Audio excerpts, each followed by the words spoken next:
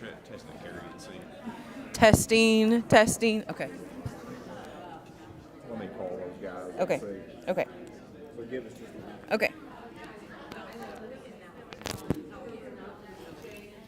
Oh, fudge.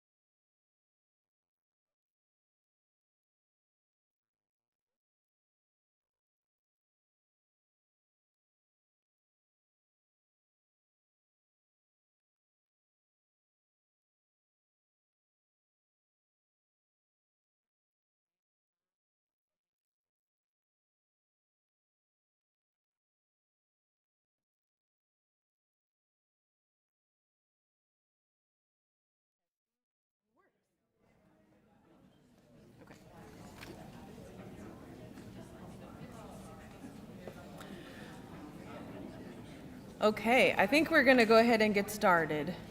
Thank you for bearing with us as we worked out some technology glitches. Of course, that's the way it always goes, isn't it? That technology. Okay. Welcome, everyone. I'm Carrie Jarrell. I'm a faculty member in the Department of English and Philosophy here at Murray State, and it's my pleasure to welcome you this evening to our first event in this year's Murray State Reading Series. Before we begin, I want to take care of a few housekeeping items. First, a reminder to please silence your cell phones if you haven't done that already. After Jennifer reads, there'll be some time for Q&A, so we hope that you'll formulate some questions. And she met with students this afternoon, and they had great questions, and she had fabulous answers. So I can assure you, you can ask her anything about the writing life, and it'll be great. We also have books for sale in the hallway, so if you go out the doors after the reading and to the right, there's a book table there.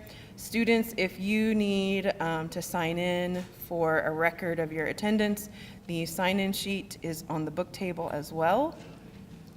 Right after we're finished with the reading, Jennifer is going to take a quick picture with the family members who are here. So you all, if you would stick around, and then we will get Jennifer to the book table. So if you'd like to have your book signed, she'd be happy to do that. There are also snacks out there, so please feel free to have a snack. Okay. Oh, and of course, right now is when I was actually going to use that. So sorry, I'm going to have to log back in.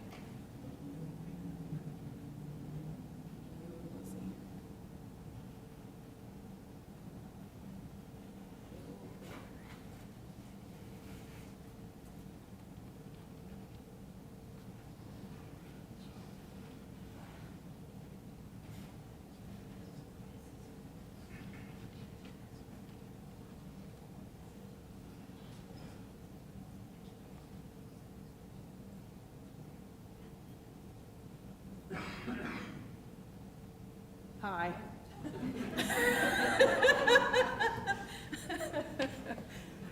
Let's see. Oh, bummer. Okay, well, I had some flashy photos. We'll see if they come up. If not, I'll just read about it. Let's see. Okay, let's see.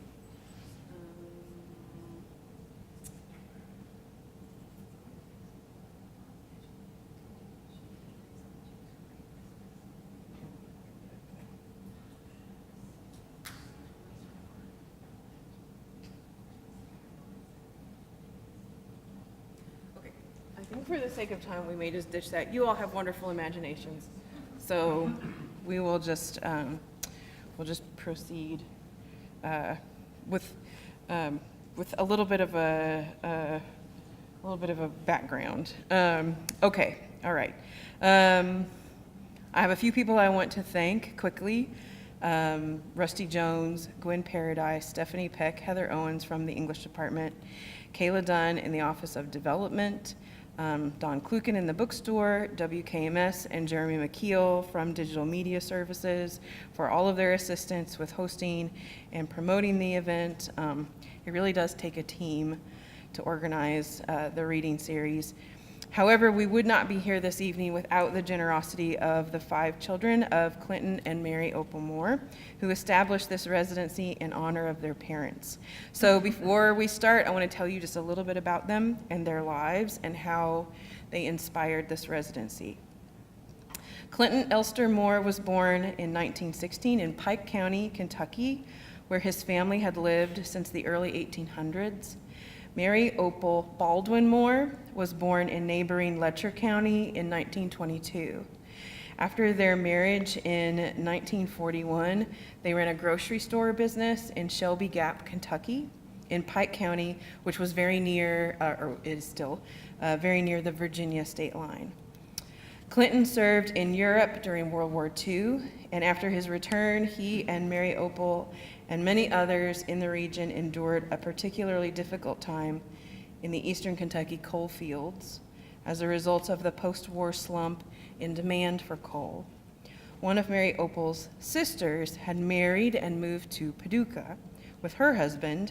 This sister became the link to western Kentucky. Clinton and Mary Opal made the difficult decision to leave the mountains and start over in Paducah, Kentucky. Clinton found a job selling cars and eventually owned Moore's Used Cars in Lone Oak. Mary Opal worked as a bookkeeper for Singer Sewing Machines and later as a secretary for Bankers Life Insurance until the early 1960s. Both Clinton and Mary Opal were wonderful storytellers. Clinton's stories were entertaining and humorous, and Mary Opal kept their family stories alive by telling her children and grandchildren about their people in the mountains. Mary Opal also kept journals in spiral notebooks, and she wrote poetry. A printing of one of her poems hangs in her hometown's museum to this day in Jenkins in Letcher County. They raised enormous, plentiful gardens each summer and were generous in sharing the bounty of their labors. They were always ready to serve a spread for anyone who happened to arrive at mealtime, and they had a special concern for anyone who grew up having to go without. Their highest priority as parents was making sure their 5 children went to college. Among the 5 children, the siblings have 11 degrees, including 4 masters and 3 doctorates. Clinton and Mary Opal were also immensely proud of their grandchildren, who they often said were the finest, smartest children they'd ever seen. The Clinton and Mary Opal Moore Appalachian Writers Residency was established with gifts from Shirley Moore Menendez, John C. Moore, Tom Moore, Nancy Moore Waldrop, and Jane Moore Waldrop, in honor of their late parents and their family's eastern Kentucky roots, and with the goal of strengthening literary connections between Appalachia and western Kentucky, while also enhancing the creative and professional growth of students pursuing creative writing at Murray State. It commemorates the Moore's east to west journey in hopes of fostering creativity and understanding between the 2 distinct regions in Kentucky that are connected by the Cumberland. At this time, I'd like us to recognize and applaud those members of the Moore family who are with us this evening.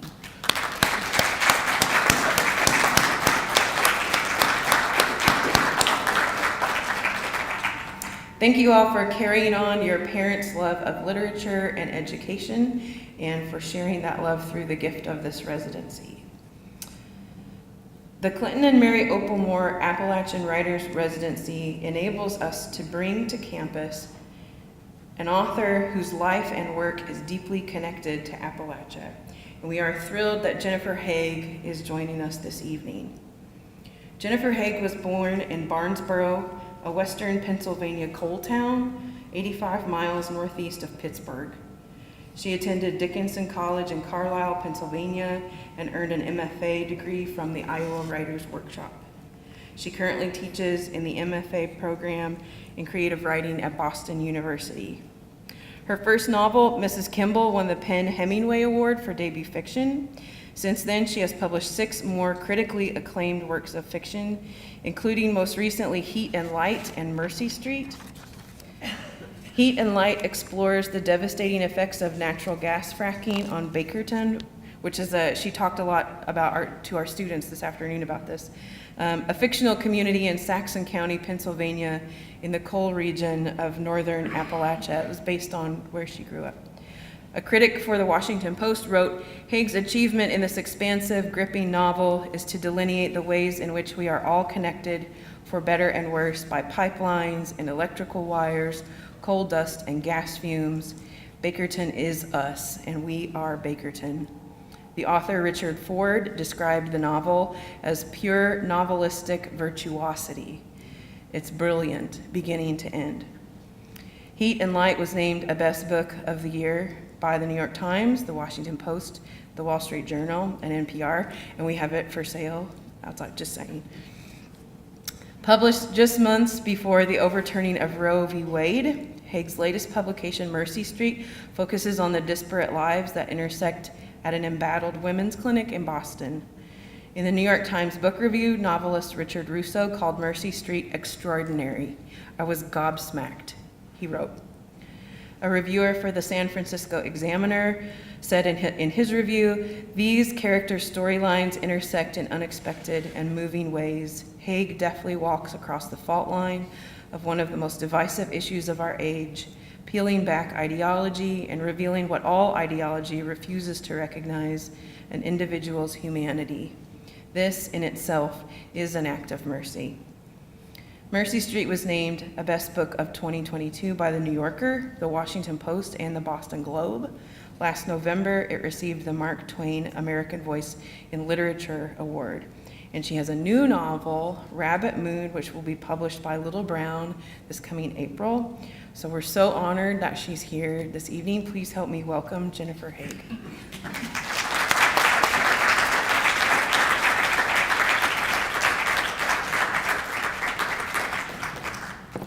Thank you, Carrie, for that introduction, and thank you to all the members of the Moore family for bringing me here for this week. It has been so deeply satisfying to have this time in Western Kentucky, and in particular the writing time at the stunning cabin on the lake. I have so enjoyed it. I'm going to read to you tonight from my most recent novel, Mercy Street. So today, when I was speaking with the Murray State students, we were talking about developing character and how important it is to understand where your characters came from, who are their people, and how they were raised. And so the section I'm going to read to you from Mercy Street involves that. So the main character in Mercy Street is a woman named Claudia Birch, who is a counselor at a women's clinic in Boston, where I live. And the section I'm going to read has to do with Claudia's people and how she was raised. Claiborne, Maine was a town of 4,000. There was a congregational church, a gas station, a Dairy Queen, and a Hannaford supermarket. The nearest town of any note was Farmington, which had a U of M campus and was the birthplace of the guy who'd invented earmuffs. Growing up there, Claudia and her friend Justine Webster affected a snotty disdain for the place, as though they were just passing through on their way to somewhere more exciting. Claudia believed this about both of them, but especially about Justine. Never mind that Websters and Birches had served life sentences in this poor woodchuck county for 4 generations, the girl's forebears so lazy or unimaginative that not one ever had found his way out. How exactly you'd do that wasn't clear. 40% of Claudia's high school class went on to further education, a deliberately vague category that included shady for-profit colleges and low-end trade schools that advertised on matchbooks. Girls went to the Down East Academy of Cosmetology, or got mall jobs, or got pregnant. Boys drove trucks or joined the army, or worked on road crews, or went to jail. Between the two of them, Justine and her husband have done most of those things, shuffling through the same sad options like a losing hand of cards. Her best friend, her entire childhood. When they were 8 and 10, Claudia saw Justine twirling a baton in her backyard, and from that moment, she had to have one. That's how it always was between them, Justine out front and Claudia 2 steps behind, doing as Justine did and wanting what she had. There should be a special word for it, the adoring love of a little girl for a slightly older one. Claudia has never loved anyone else in precisely this way. Justine could toss a baton high above her head, whirl around twice, and catch it. She could spin it around her wrist in a way that defied gravity, a trick Claudia practiced for many, many hours and never managed to perfect. Hundreds and hundreds of hours. At college, she would meet people who knew how to do things she couldn't imagine doing. Their childhoods had been curated by concerned adults, piano lessons, ballet class. In summer, they were sent to camps where paid instructors taught them to play tennis and ride and sail and row. And if how you spend your time is what you eventually become, baton twirling was a significant feature of her childhood and Justine's, the uncountable hours spent honing an entirely useless skill. Their childhood was uncurated. On rainy summer days, they made earrings out of dandelion stems. You peeled the stems into thin strips and dropped them into a puddle. Instantly, magically, they curled up in a snail shell spiral. Later, they stole real earrings from a kiosk at the mall, cheap metal hoops that turned their skin green. They stole constantly, candy bars from Hannaford's, perfume and lipstick from Justine's mother, who sold Avon Cosmetics and kept a sample case under the bed. They swiped old shirts and sweaters from the Webster's closets. At the time, LL Bean offered a lifetime guarantee on all merchandise. Anything with a Bean label, no matter how ancient, could be returned for a full refund, no questions asked. They stole nips of bourbon from the bottles Mr. Webster hid in the basement, the toilet tank, a toolbox in the garage. Claudia can remember rolling down the hill behind Justine's house at age 10, outrageously drunk and delighted by the motion. She remembers Justine holding her hair as she retched, their hysterical laughter as Justine's dog Daffy, the sweetest and dumbest beagle Claudia has ever encountered, lapped up the puddle of sick. They did what they wanted when they wanted, and if no laws were broken and no one was injured, it was largely a matter of luck. Justine's mother had 4 other kids to nag, and Claudia's was always working. Every so often she came home, cranky and exhausted, her knees and back aching, to sprawl on the couch and watch television and complain and cough and smoke. But that is a later version of Deb.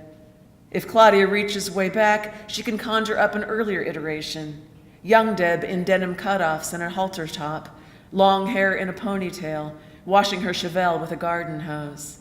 Deb vacuuming the trailer with the radio blasting, burning strawberry incense, painting Claudia's toenails and Justine's in rainbow colors to match her own. After Deb's funeral, sorting through a box of junk from the trailer, pay stubs, expired coupons, dead scratch-off tickets, Claudia found that girl in a photo, her mother young and impossibly slender, lying on a foil blanket in a purple bikini, her skin slick with baby oil and lobster pink from the sun. The photo was shocking. That had been taken at all, by whom? That it had been kept. Most astonishing of all was the expression on her mother's face. As far back as Claudia could remember, Deb had despised being photographed. The few surviving family photos show her glaring at the camera, jaw clenched, "Get that thing away from me." The bikini photo was different. Young Deb wore a mischievous smile, amused, playful. Incredibly, she was having fun. On the back of the photo, in her mother's familiar handwriting, was a date that explained everything: July 4th, 1984. That was the summer of Deb's 30th birthday, the summer she fell in love with Gary Kane. There were other boyfriends, but Gary is the one Claudia remembers. Silent Gary, who worked at the body shop, a tall, gawky man with orangutan arms and bushy sideburns that stretched nearly to his jaw. When and how he and Deb got together, Claudia has no idea. She simply woke one night with an urge to pee and found Gary standing in their bathroom in boxer shorts, dick out, pissing with tremendous force. "Jesus Christ," he said, "don't you people knock."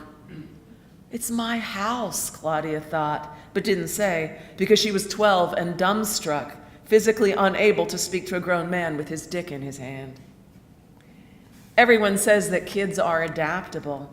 If they are, it's because they have no choice. Claudia was already used to foster kids coming and going. Most recently, Erica, who'd been picked up by the caseworker one Saturday morning and was never heard from again. Claudia's mother takes in foster kids. Gary's arrival was no different. She came home from school one day to find a hose running from the bathroom to Deb's bedroom, Gary filling his waterbed. This was how she learned he had moved into the trailer. Like a new foster kid, he was just suddenly there. There is an extreme intimacy to living in a trailer. Claudia fell asleep each night to the sloshing of the waterbed, low voices behind her mother's bedroom door. Gary was a big man, so tall he had to duck to clear the door jamb. His work boots were the size of cinder blocks and nearly as heavy. At least once a day, Claudia tripped over them on her way out the door. Even after he'd left for work, he filled the trailer with his presence: blonde stubble in the sink, fine as sugar, a cigarette butt floating in the toilet, urine dribbled at the rim. That winter was endless. The three of them shut up in the trailer like rabbits her grandfather kept. Actually, the rabbits had it better. To prevent endless litters of babies, they were at least separated by sex. The skinny, jumpy male got his own private cage with a mesh floor so that his droppings fell to the ground and nobody had to clean up after him. But even in Maine, the snow melts eventually. In the spring, Gary built a carport behind the trailer and spent most of his time there, working on his motorcycles. He owned two, a Kawasaki he actually rode, and a beautiful old Vespa that wouldn't start. He spent months trying to get it to run, a complicated proposition in rural Maine where parts were impossible to get. Every once in a while, he took Claudia for a ride. When she thinks of that summer, this is what she remembers: sitting on the back of the Kawasaki, wearing Gary's helmet, her arms around his waist. She took to it instantly. Unlike her mother, who nearly toppled them over the one time Gary took her riding, Claudia knew instinctively how to shift her weight when they turned a corner. "Claudia, you're a natural." She can still remember where they were when he said this, standing behind the carport, Gary squinting into the noonday sun. The words were thrilling. She had no experience receiving compliments of any kind. When Claudia told Justine about the motorcycle, she squealed in disgust. "You touched him?" The question was confusing. Did you touch a chair when you sat on it? To Claudia, Gary's body was just furniture. The ride was the point. "He's such a loser," Justine said perplexingly, because who in Claiborne could be called a winner? Her dislike of Gary seemed excessive, which is probably Claudia's fault. She'd been complaining about him for months, beginning with his first appearance at the trailer, standing at the toilet with his dick out. Seen in this light, Justine's antipathy was understandable. It affected the way you thought of a person if you were told immediately about his dick. Claudia shut up about the motorcycle. She was sorry she'd mentioned it at all, because now, when she climbed onto the seat, she was aware of Gary's long back, his rib cage expanding, blonde hairs curling at the nape of his neck. He wore an old flannel shirt, washed in the same detergent her mother used, but there was a different smell underneath: Old Spice and alcohol and something like potting soil, a rainy earth smell Claudia couldn't identify. She'd gotten used to having him around. Once you got past his physical presence, he was easy to ignore. In the evenings, they watched TV together, Gary and Deb cuddled up on the couch, orange and brown plaid, a sagging hand-me-down from Claudia's grandparents. Claudia sat in a beanbag chair that leaked tiny styrofoam pellets onto the floor. From her low vantage point, she experienced a strange parallax. With Gary's long arm draped over her shoulder, Deb seemed to disappear entirely. Only her head was visible. Until then, Claudia had never thought of her mother as small. Another thing that happened that summer. In July or August, during a rare heat wave, Gary brought home a secondhand air conditioner. The project seemed doomed from the start. Trailer windows are tiny, and Deb had never managed to find a unit that fit. This one didn't fit either, but in Gary's eyes, this wasn't a problem. Mother and daughter watched dumbstruck as he sawed a neat hole in the living room wall. Most people have their qualities, and even after what happened later, installing the air conditioner was a testament to Gary's. It was a magnificent gesture. If you've ever spent a summer in a single-wide trailer, you understand it was like giving sight to the blind. Gary was there, and then he wasn't. One Monday afternoon in late September, Claudia came out of school at the final bell and saw that the Falcon was idling in the parking lot. The windows were down, the radio blasting. She recognized the long orangutan arm hanging out the window, the green mermaid at the biceps. "Get in," he called over the radio, the red-faced as though he'd spent the day on his motorcycle. He seemed in high spirits, ready to celebrate. He'd borrowed the Falcon from Street Rods, he told Claudia. As a birthday present, he was going to teach her to drive. There were obvious logical problems with this statement. Her birthday wasn't for another week, and anyway, she was only 13. Explaining this seemed too complicated, so she got into the car. They set out driving. North of town in the parking lot behind the Amway store, they switched places. Gary showed her how to slide the driver's seat forward to adjust the mirrors. They didn't bother about seat belts. It's possible there weren't any. She started the car. It's hard to say how long she drove. It might have been minutes or hours. Even at the time, she wasn't sure. The feeling was dreamlike. Trees and barns and houses slipping past, Indian summer, the clear light tinged with sadness. The leaves had begun to turn. The black vinyl seat stuck to her bare legs, superheated from the sun. The driving lesson finished where it had begun, in the Amway parking lot. Claudia pulled around to the back of the building and engaged the brake, and Gary reached across her lap to cut the engine. The silence was a little shocking.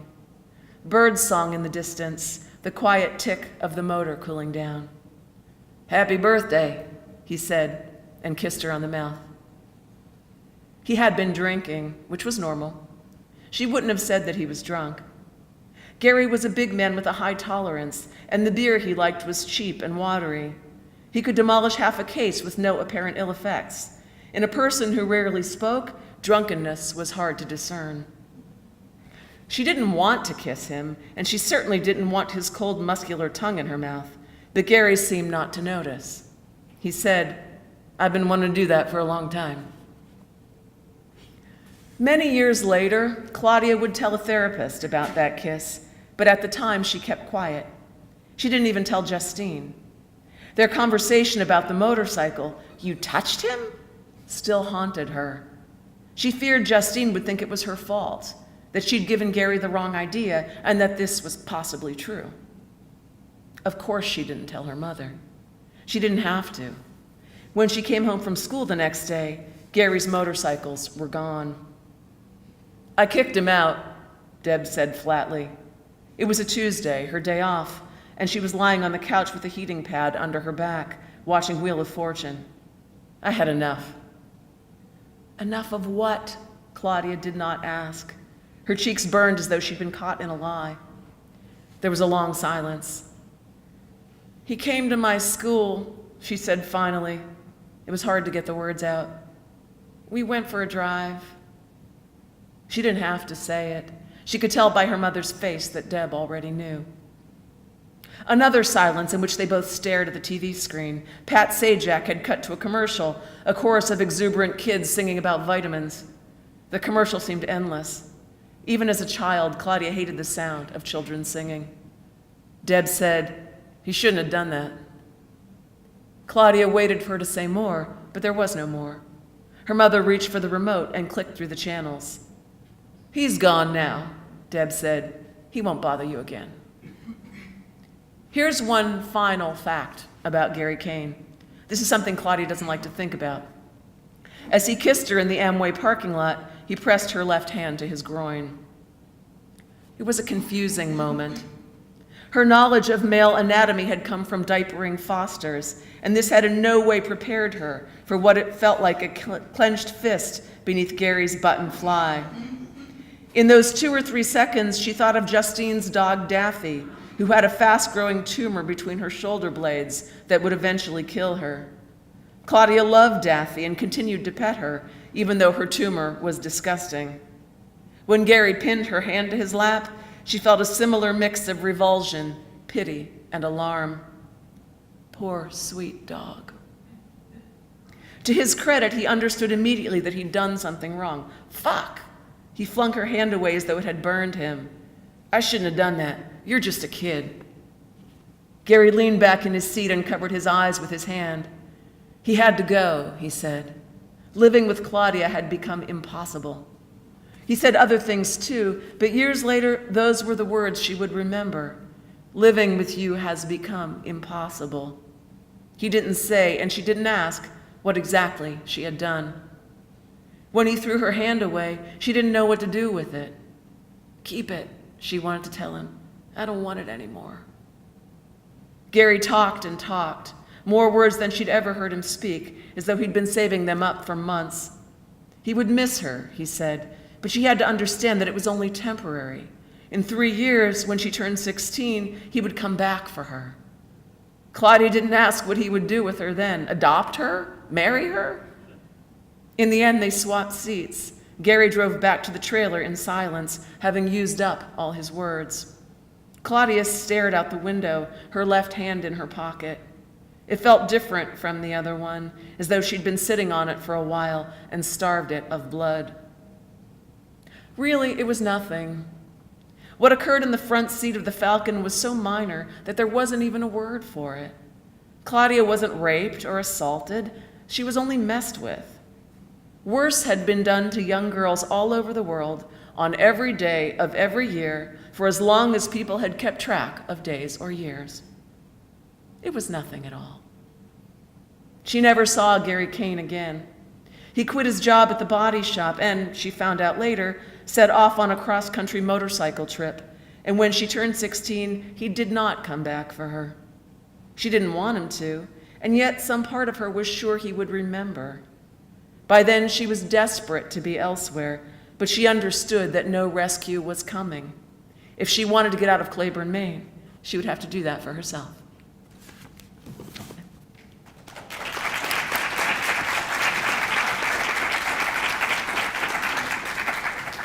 Thank you. So as promised, I'm happy to answer any questions about this book, the last book, former books, or about writing or life as a writer, anything at all like that. Yes? I noticed that in a lot of your books, setting feels really important, and I'm wondering if there's a reason that your upcoming book is set in Shanghai? Oh yeah, great question. So the question is about setting, and it's true that is, oh, did my microphone go away? Is it still there? Okay. Can you hear me? Sort of? Okay. So yeah, setting is important to everything I write, including the 3 of my books that are set in Western Pennsylvania where I grew up. For obvious reasons, the setting is pivotal there. But this new book that I have coming out in April, Rabbit Moon, is totally different from anything I've written before. It is set in Shanghai, where I went on a fellowship a few years ago. This is so weird. Out of the blue, I was invited to come to Shanghai for 3 months on a cultural exchange. It was the Shanghai Writers Association who invited me. I was there with 9 other foreign writers from 9 different countries. There was a Russian writer, a Polish writer, an Israeli writer, a writer from Argentina. I was the only American, and we had no responsibilities there in Shanghai except to eat dinners. And I love dinner. So I was like, yes, this is right up my alley. So I went for 3 months with the intention of continuing to work on this book, Mercy Street, that I was in the middle of at the time. But when I was there, a strange thing happened. The experience of being in China, and this was my first visit to China, was so overwhelming that it was completely impossible to hold Boston, Massachusetts in my head. Honestly, I couldn't even remember Boston. And so I found myself writing a story set there in Shanghai. And that's the story that eventually grew into this new novel, Rabbit Moon. It was an odd experience because I don't speak Chinese. And so the characters I'm writing about in Rabbit Moon are Americans who are in Shanghai and somewhat disoriented and overwhelmed as I was during my time there. So it's a novel about feeling alienated from where you are, not understanding where you are. It's a story about a dysfunctional family that kind of confronts its problems when they're all over there in Shanghai. I can tell you where the story starts. This is not a spoiler because it happens on page 1. On page 1 of the novel, an American woman gets hit by a car in Shanghai. And this was my great fear when I was there, because I've never lived in a city with such terrifying traffic jams. And on a nearly daily basis, I witnessed some type of auto accident. Either a bicycle got hit, two cars collided, a pedestrian got hit. So this was something that was in the back of my mind the whole time I was there. And so that's where the story begins, with this young American woman being hit by a car. Yes? So, sort of a follow-up to that, I wonder, Western Pennsylvania, Boston, Shanghai, does your writing process look different depending on like shifting the setting somewhere else? I would have said no to that question a few years ago, but I will say that the experience of being in Shanghai and writing there was very different, in part because the pace of everything is so accelerated there. It is a mega city. It's a city of 30 million people. It makes New York look like a cow town. It is an overwhelming, mega city. And I found that the pace of life there found its way into my writing. So Rabbit Moon is a novel that moves much faster than anything I've ever written. It's a shorter novel, it's a leaner novel, and it's much more propulsive. It's got a lot more forward momentum. And it is a direct reflection of what it felt like to be in Shanghai. Now I've started work on a new novel, and I'm back to my old American pace. But that particular book could only have been written at Chinese megacity pace.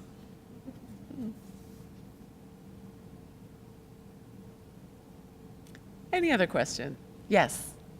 So I listened to your interview with Parnassus Books, and in that interview there were two things I wanted to ask. One, you mentioned that Faulkner and Toni Morrison were your favorite writers, and you need to be a reader to be a writer.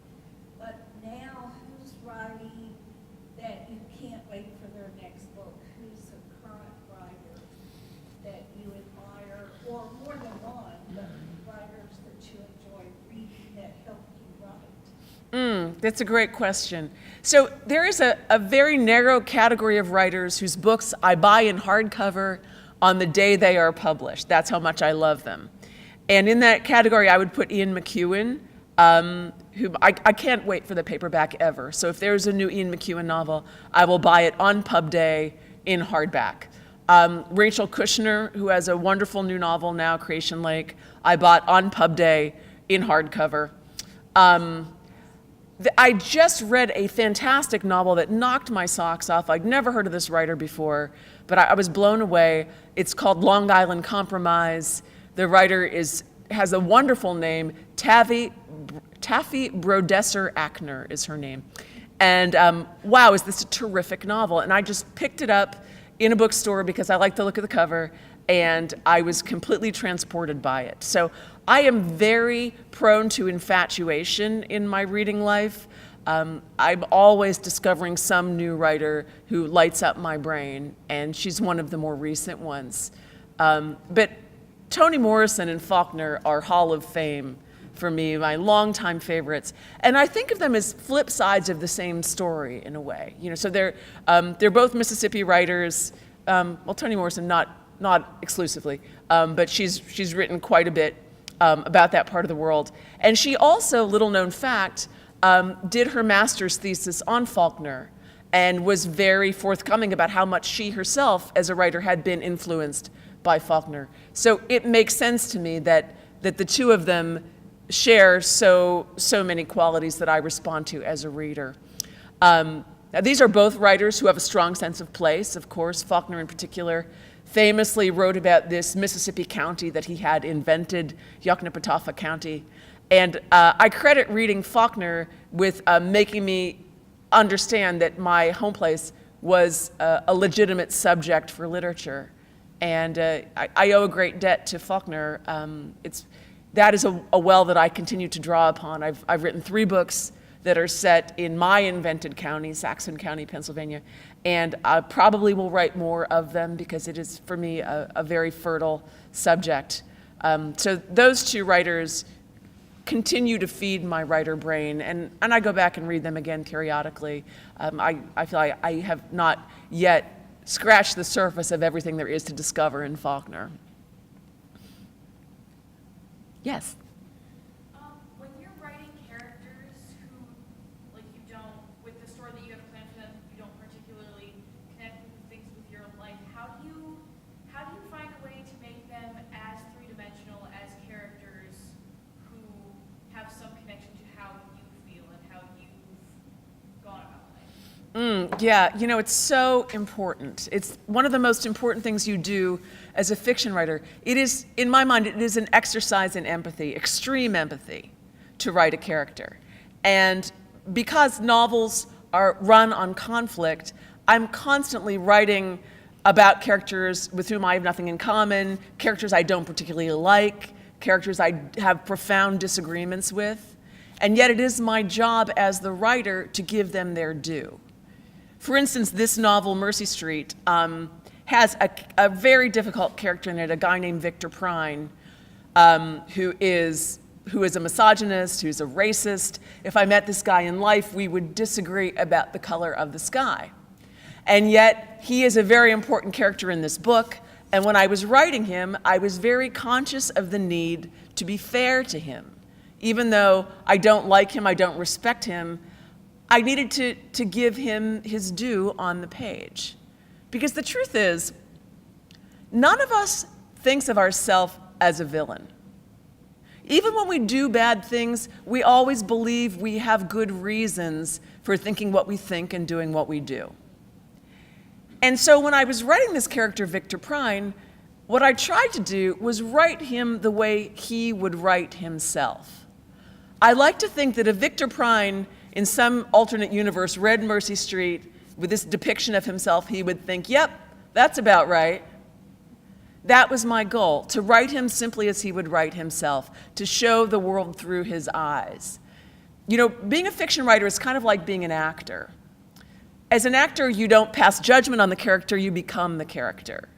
You have allegiance to the character, you take the character's side in all matters.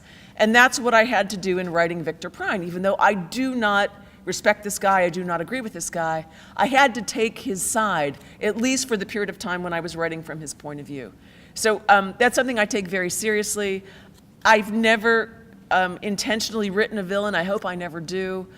When I read villains in literature, I kind of want to throw the book across the room because it seems to me that's lazy writing, and the writer has not fully done her job and done right by the characters. So it's that kind of extreme empathy that you owe to all your characters, whether you like them or not, whether you agree with them, whether you have anything in common with them. That's still your job, is to empathize with the characters you dislike as much as the characters you love. Anyone else? Yes? So I think I heard you said that you are a rereader. Mm. Because I'm a big rereader, and I think for comfort, some people I know, they just like, oh, I've read this one, and they don't read it again. Yeah. But There's a lot of books out there. there's a lot of books out there. She's got a point. She's So right. you're a rereader? I am a rereader, and there are certain books that I go back to again and again because I feel they have more to teach me. And I was talking about this today with the students. With every novel I've written, the thing that has helped me discover my story is finding the one or two or three published novels that seem to have something in common with the story I'm trying to tell, whether it's the setting or maybe a style or maybe a first-person narrator or the voice of the book, something that suggests to me it has something in common with my story and can help educate me on how to tell this particular story.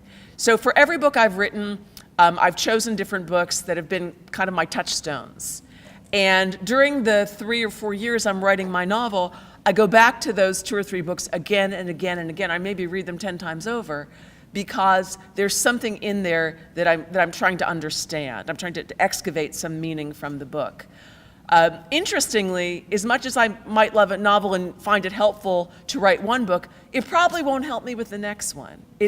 From project to project, it changes.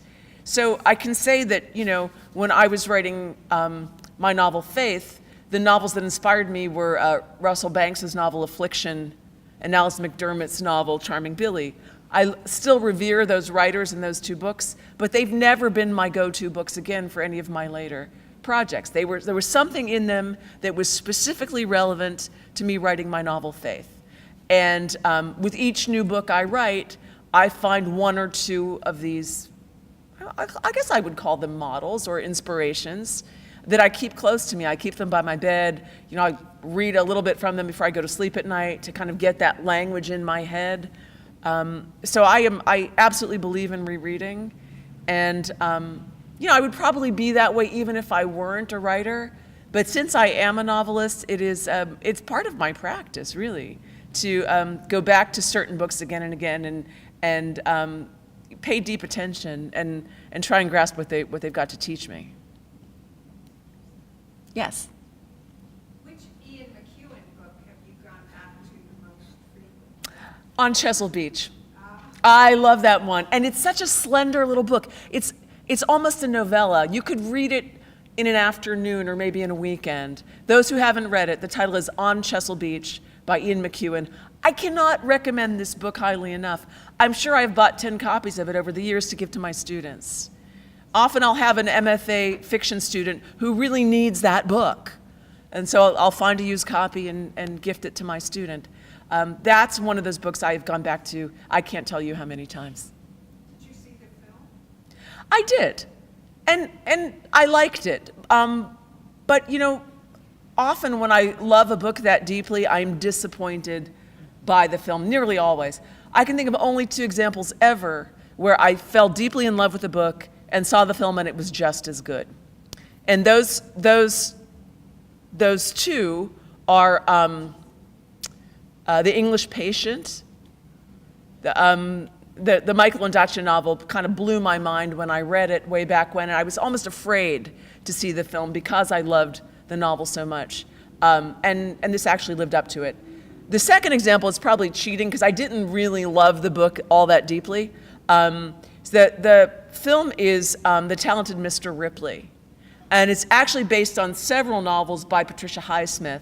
I've read those books. They're not great literature. They're good stories. They're not great books, but wow, is that film a towering work of art. So sometimes it goes in reverse. Sometimes the film is actually better than the source material. Yes? Oh, sorry. Looking more into like the business side of things, particularly as you were starting out with like your first novel or your first few novels, what was your experience in getting those books published? You know, I had an unusually easy time getting my first book published, and nobody ever says that. What happened was I was a student at the Iowa Writers Workshop, and I happened to finish my novel at exactly the right time. Because if you are a student at Iowa, you know, it's this famous MFA writing program, agents come out there looking for clients. Agents who will not give you the time of day a year later once you've graduated. You can't get their attention. But for some reason, while you're a student in the program, agents come a-courting. And that's something that will never happen to you ever again in your life. But for the 2 years you're a student at the Writers' Workshop, agents do come out there. And so I had just finished writing my novel, Mrs. Kimball, when a young agent came out looking to sign her first clients. And I don't think I was her first, I think it was her second client. But she was like me. I was a baby writer, she was a baby agent. Neither one of us knew what we were doing. But that's how I got my first agent. And she was wonderful. She killed it, and she did everything for me, and I owe her so much.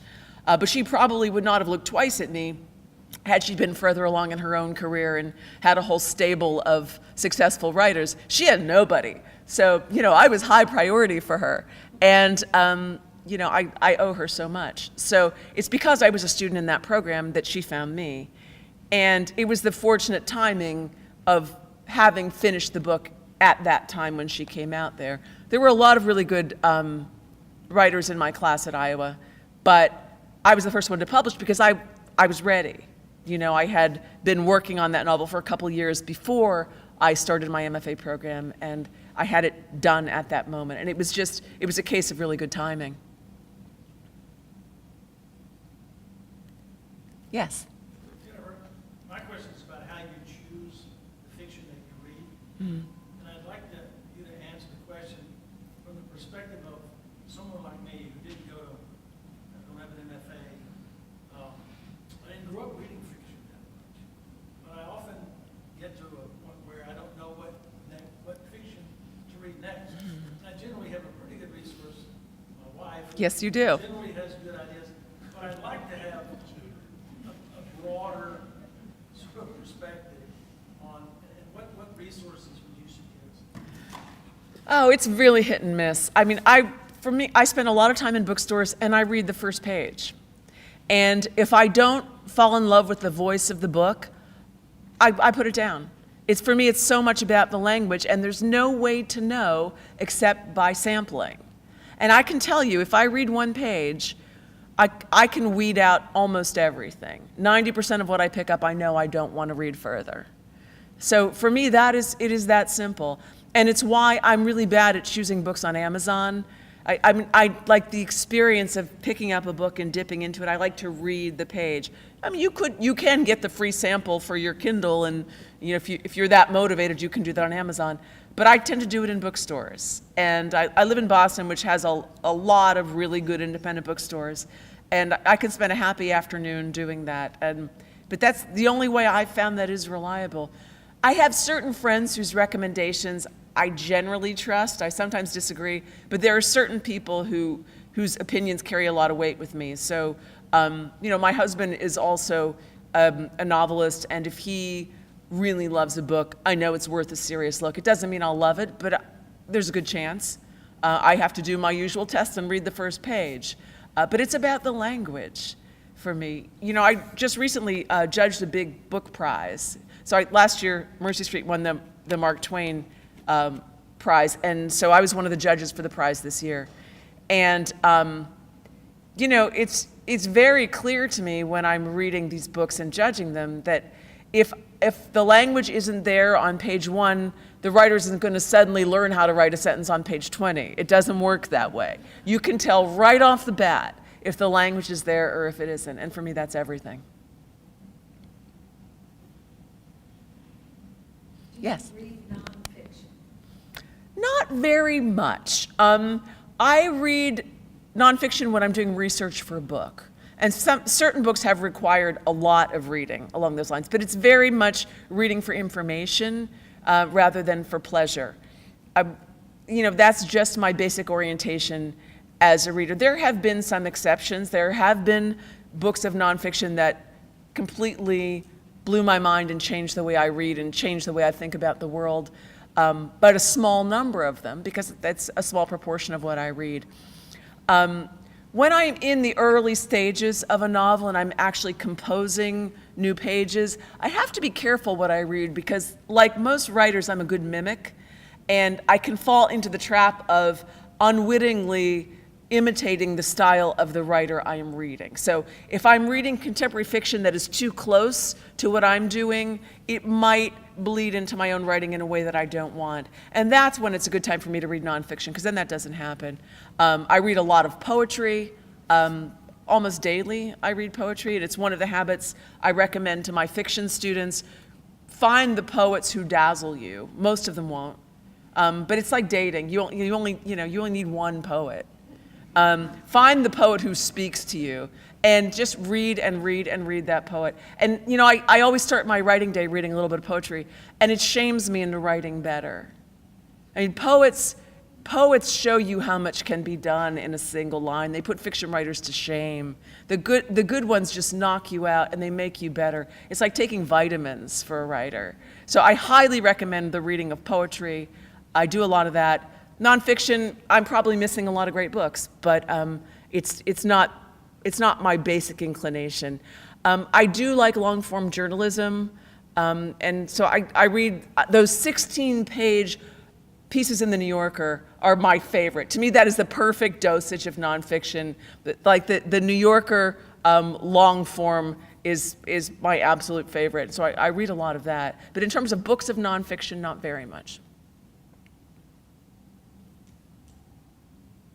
Anyone else? Yes? So you pick up a book and you think you're gonna love it, and they're like, oh, okay, and you find you don't. You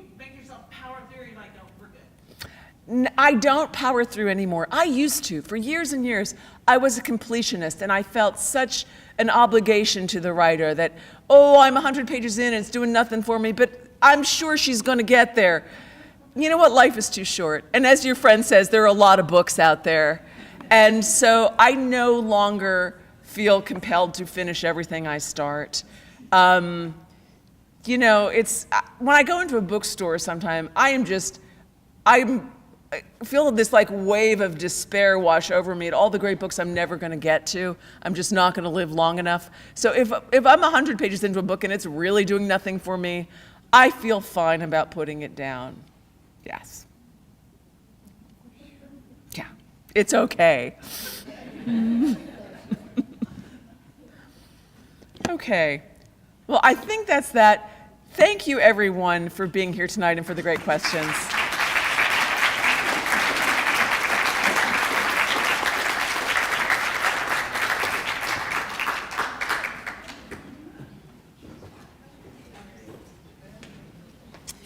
Thanks, everyone. Remember, the books are for sale outside and at the end of the hallway over here. There are also some refreshments. And if the family would stick around for the photograph, that would be awesome.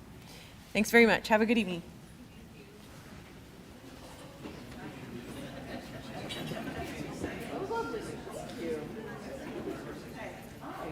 It's good to meet another book guy.